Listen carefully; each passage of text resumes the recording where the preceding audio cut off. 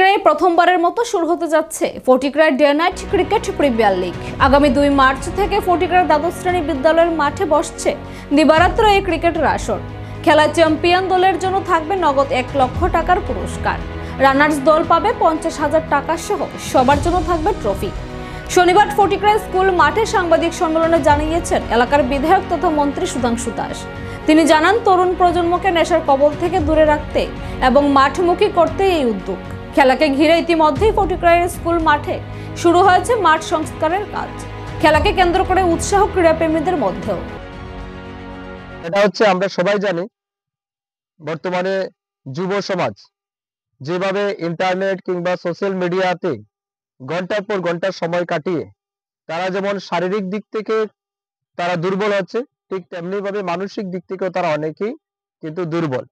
তো আমরা চাই এই সমস্ত ছেলেমেয়েরা তারা সোশ্যাল মিডিয়াতে বেশি সময় না কাটিয়ে তারা যাতে মাঠে অংশগ্রহণ করতে পারে, খেলাধুলার সাথে যুক্ত হতে পারে।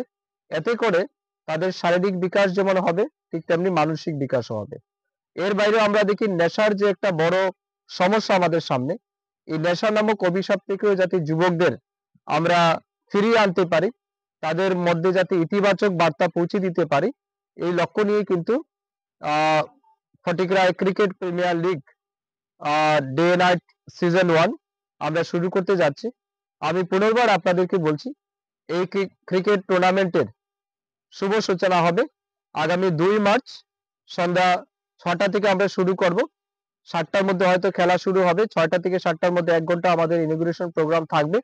তারপরে 7টা থেকে বা ম্যাক্সিমাম 7:30টা থেকে আমাদের নাইট টুর্নামেন্ট খেলা শুরু হবে এবং তার পরবর্তী সময়ে আমাদের যে চার্ট দেওয়া হবে অ্যাকর্ডিংলি সেইভাবে খেলা অনুষ্ঠিত হবে।